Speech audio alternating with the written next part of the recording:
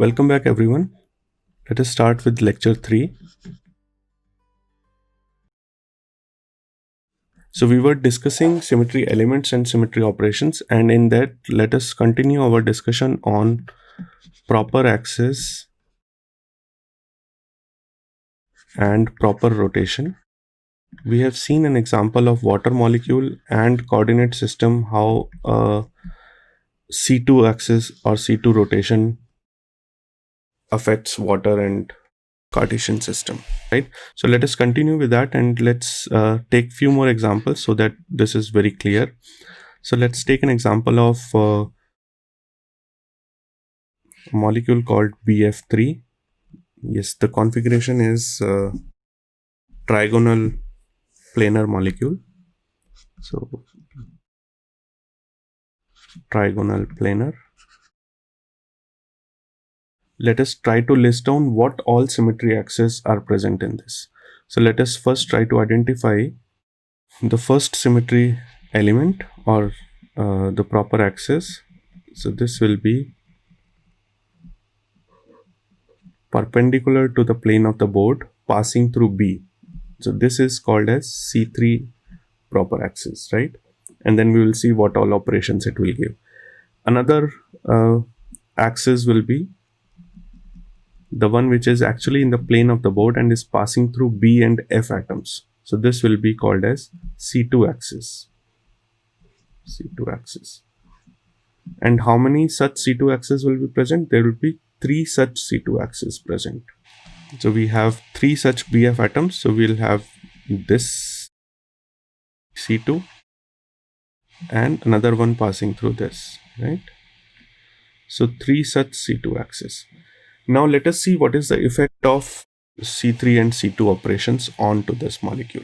So let's say if we draw this again quickly, B, F, F, F. So you have 1, 2, 3.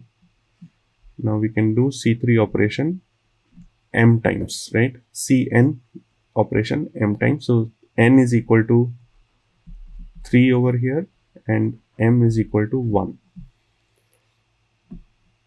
So if we do that, we will do a 120-degree anti-clockwise rotation because this is 2 pi by n, right? So what do we get over here? B, F, F, F.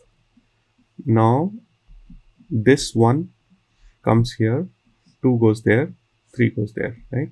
So we have 1, 2 and 3. Now let's say similarly if we do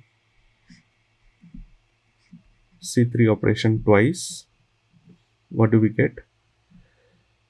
So instead of 120-degree rotation, we have to do now a 240-degree rotation because 120 is C31. So C32 will be 240-degree rotation. So what do we get? B, F, F, F. So again, this is rotation will be anti-clockwise, but now 1 actually moves all the way here. 3 moves all the way here and 2 moves all the way there, right? So we have 240-degree rotation. So 1 comes over here, 3 over here, 2 over here, right? This is C3 done twice. Now you can see that if you do C3 1 over here, this is also related by C3 1. So if you do C3 1, C3 1, C3 1, it actually gives rise to C3 2, right? So you can see that result by yourself. So C3 1, C3 1 gives rise to C3 2. Okay. So that's all C3. If you do C3 thrice, what do you get? So let's say you also do C3 3 times. So 3 times means 360-degree rotation. So 360-degree rotation is 0 rotation, right? So you get your molecule in identical configuration instead of equivalent. So these two are equivalent configurations. So this is equivalent, this is equivalent. Now what you are going to get here is if you do C3 3 rotation and equivalent identical configuration. So this, let me write down, is called as identical configuration, because the atoms are actually not moving from their place. Okay, and for this reason this is also called as identity operation, because you have not actually done any movement. So C33 is actually equivalent to identity operation, right? So let's look at further. Let's try to do a C2 operation now on this molecule. So our first C2 will be in the plane of the board, passing through these atoms. So if we have 1, 2, 3. Now remember, anything which is lying on the symmetry element does not move, right? So C2, which is passing through BF1. Okay. This is just to identify which C2 we are using.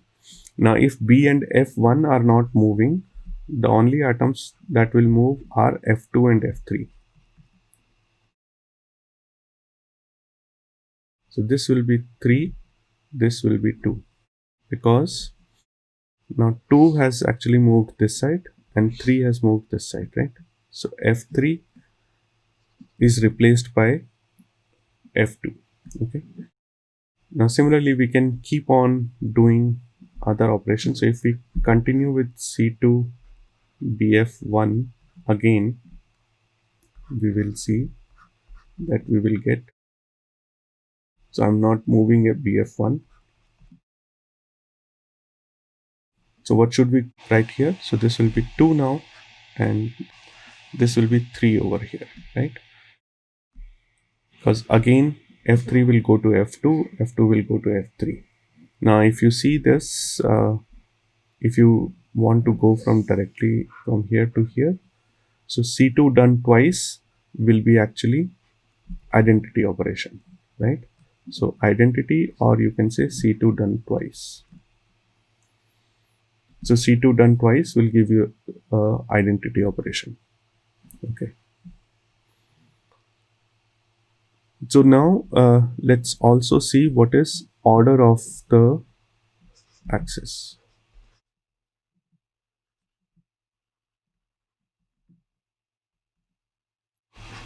N. So it's defined by N. So it's the largest rotation. So we can say largest value of N such that rotation by 2 pi by N gives rise to equivalent configuration, right? So this is called as order of the axis. So for example, this is proper axis with an order 2. The previous one which we saw was proper axis with order 3. Now if a molecule has more than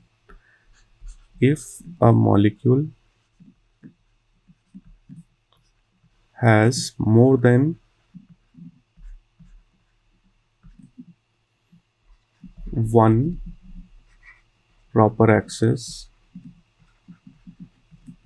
of rotations, axis with highest order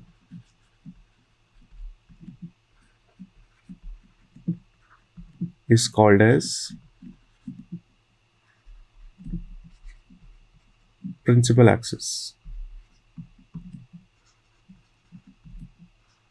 Principal axis of rotation. So in case of BF3, C3 is principal axis.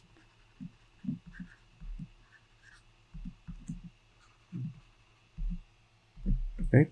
So let's see more examples. So let's go to square planar XEF4.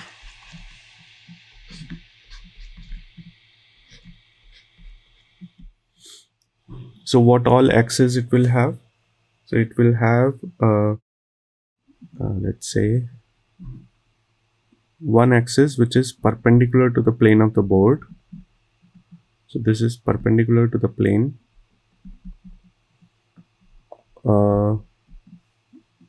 Also this is a square planar.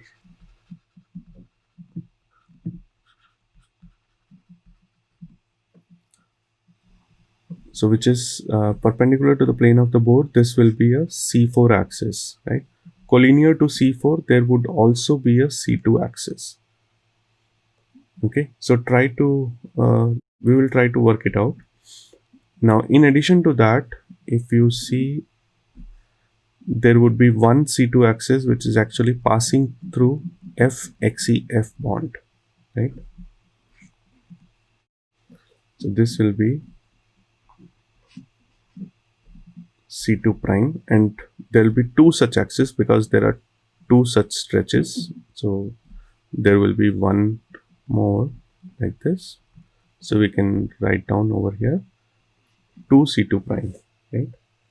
Then there would be another C2 which is actually bisecting the XEFXE angle, right? Instead of passing through the bonds, now it is bisecting this angle. So XEF, this is also a C2. So this will be called as C2 double prime. This is just to identify or distinguish between different C2s, and there will be two such C2 primes, right? So these are all the proper rotation axes which are present in this molecule, and C4 will be called as principal axis, right? Because this is the axis with highest order. Okay, now how many rotations each axis will give rise to? So let's try to work it out that as well. So C4 can give rise to C4 1, C4 done twice, C4 done thrice, C4 done 4 times, right? So if you do C4 done 5 times, this will be equivalent to C4 done once. Okay. If you go to C4 done 6 times, this will be equivalent to C4 done twice. So it keeps on getting repeated. Okay.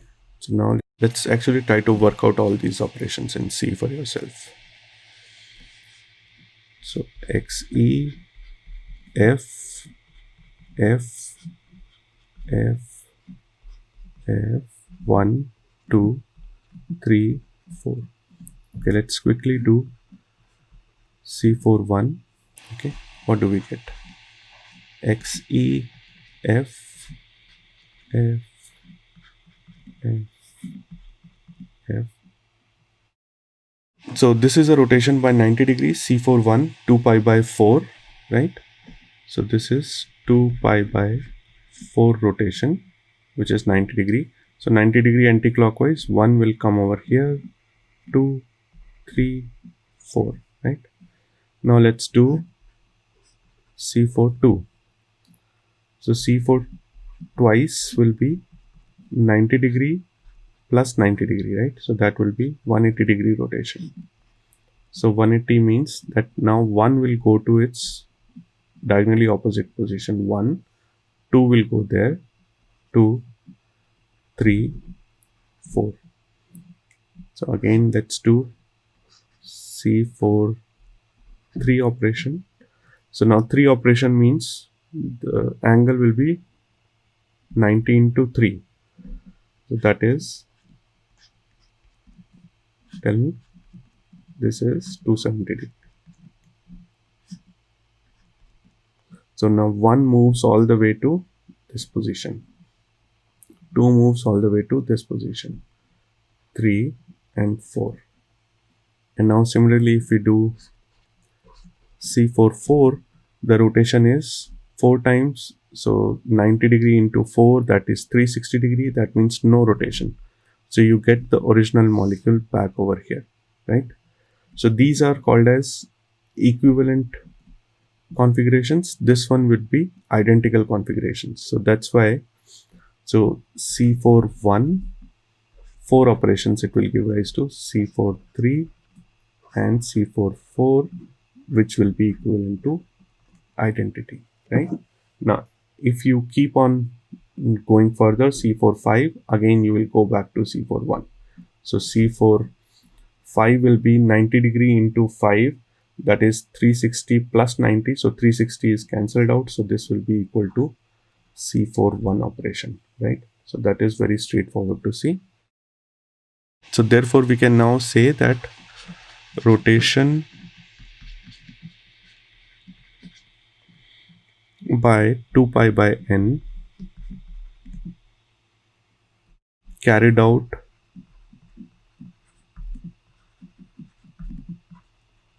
successively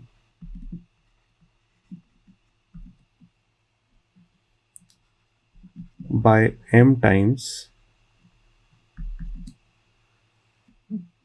gives Cnm, and if n is equal to m, we get Cnn, which is equivalent to identity. And in this way, if we keep on going, if we have n plus 1, this is equal to Cn.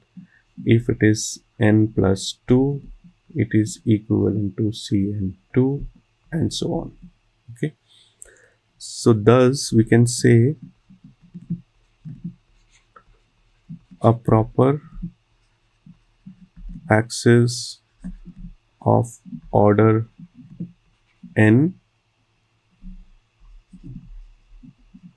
generates n operations. So we will see later that why number of operations are important. So it's in the definition of mathematical groups that we are going to learn later. So we need to understand that what are the proper axes of rotations present in a molecule and how many operations it will generate. Okay, so this is a symmetry element and this is a symmetry operations. So we need to know both. We need to first list down all the symmetry elements or all the proper axes of rotation for now, and what are the symmetry operations or how many operations it will generate. So let's take one more example to list down the symmetry or the proper axis of rotation. It's a simple benzene molecule, H.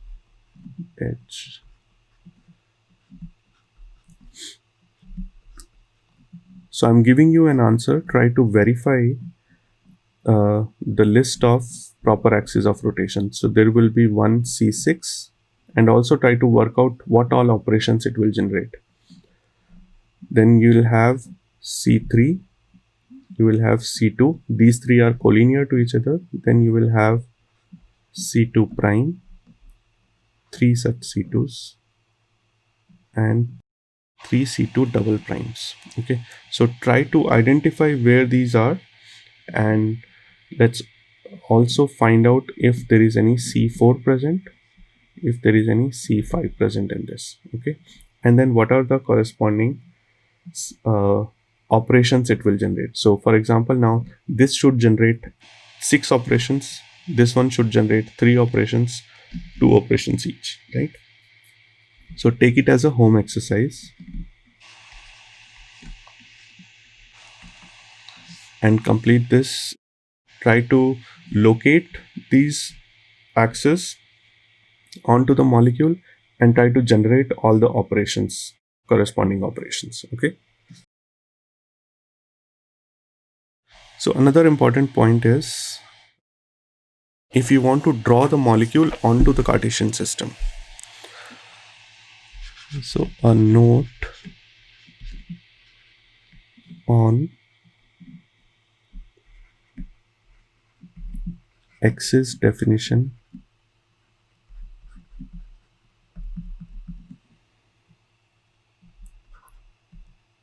in Cartesian coordinate system.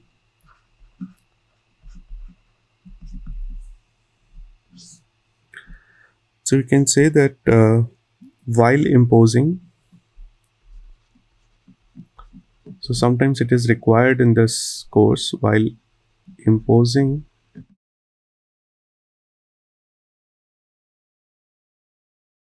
a set of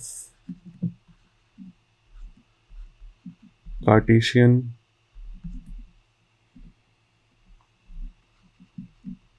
axes on a molecule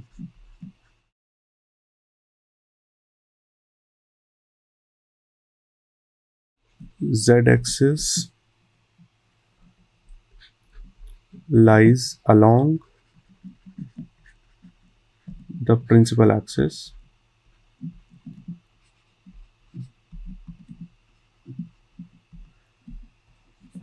of rotation. So you can say that if you don't know where the principal axis is, you will put the molecule incorrectly in the Cartesian coordinate system, because if you're not putting z-axis along the principal axis, you might not get correct results for the problems, right? Then x-axis lies onto the molecular plane. Of course, it has to be perpendicular to z-axis or the principal axis. So we can also say or in the plane containing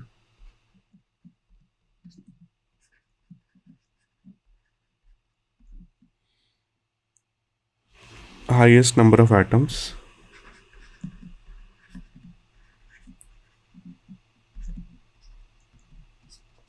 in the molecule if molecule is non-planar. So let's say if we want to put our BF3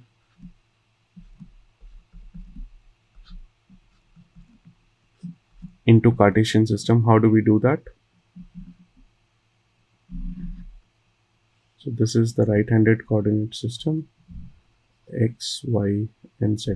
So of course, if you have defined z and x-axis positions, the y-axis is determined automatically by right-handed coordinate system, right? So if we are keeping our molecule or the B, so we have to put it such that the C3 axis, which is the principal axis, lies along the Z axis, right? So we will put B, F, F, F.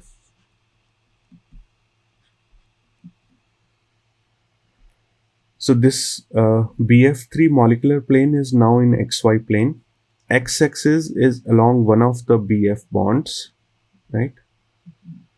And z-axis is along the C3 axis. Okay, so this z-axis becomes our C3 axis, x-axis is now one of the C2 axis, and then these two F's or these two fluorine atoms would lie onto the XY plane. So that's how you try to orient the molecule onto the Cartesian coordinate system. Okay, let's take one more example before we stop. So let's try to work out C2H4 where all the axes will be present in this. So C2H4 will be, if you draw out the structure, it will be like this. It's a planar molecule again.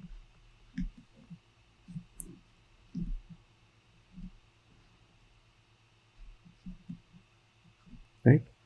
Okay. So let's try to draw what all proper axes of rotations will be present in this. So one of them is very clear.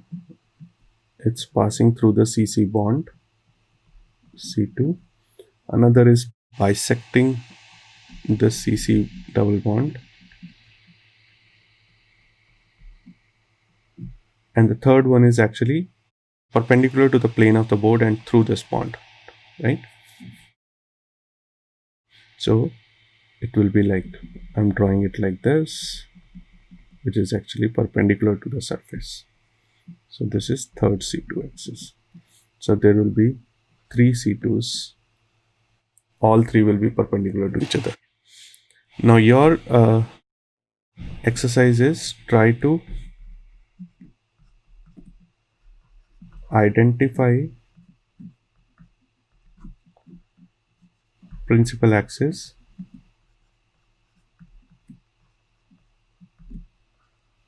and put this molecule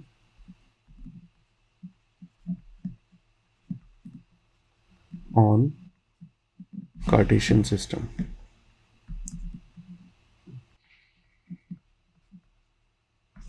Okay, so try to do this at home. Also, let me give you a few examples to work at home. So let's try to do CH4, then C2H4 you're going to do. Then I have also given you C6H6 benzene. Let's also try to do C6H12, both the forms, boat and chair, so cyclohexane, both the forms, and try to see what all list down